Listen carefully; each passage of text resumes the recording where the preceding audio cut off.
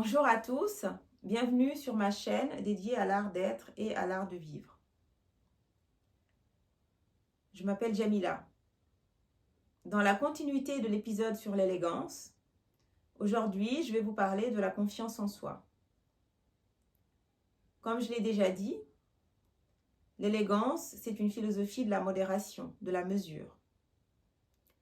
La confiance en soi peut se définir par la capacité, dans les situations qui l'exigent, à faire preuve de tenue et de retenue, là où d'autres auraient perdu le contrôle.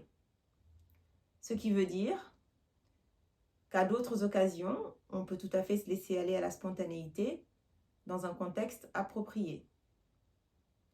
La connaissance de soi, qui mène à la confiance en soi, est un guide, un driver de votre comportement vis-à-vis de vous-même et vis-à-vis des autres. La confiance en vous-même est la clé quant au comportement adéquat lorsqu'une situation vous déstabilise ou vous fragilise.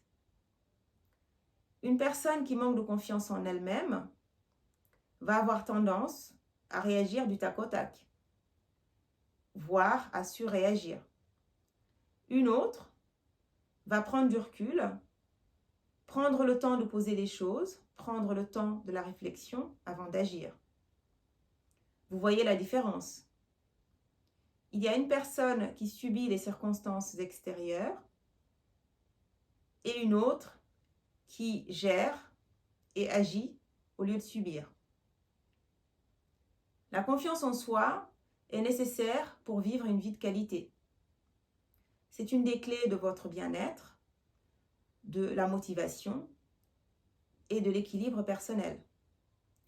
Quelques exemples de comportements qui témoignent de votre confiance en vous. Vous dites non, gentiment mais fermement, lorsque cela ne vous convient pas ou lorsque cela dessert vos intérêts légitimes. Vous posez donc un cadre, vous fixez les limites que les autres doivent respecter. Vous n'êtes pas dans l'entretien d'une image pour vous faire remarquer. Vous n'êtes pas obsédé par les marques et les logos. En résumé, vous ne vous définissez pas uniquement par ce que vous possédez. Vous n'avez pas besoin de la validation des autres quant à qui vous êtes. Alors c'est un point très important dans la mesure où vous avez conscience de vos valeurs. Vous savez que c'est le résultat de votre éducation, de votre histoire personnelle et familiale, de votre expérience. Vous savez également qu'il en est de même pour les autres. Vos actions ne sont pas guidées par la reconnaissance des autres. Ce que vous offrez au monde, ce sont vos valeurs, votre éthique.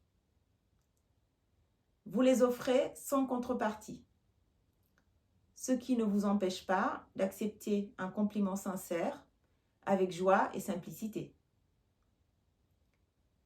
Vous accueillez positivement la critique. En effet, vous êtes capable de vous remettre en cause. Vous acceptez la critique faite avec respect dès lors que vous savez que cela vous permet de progresser.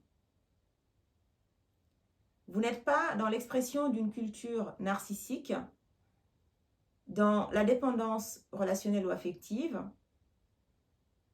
dans la culpabilisation des autres quant à leur manquement à votre égard.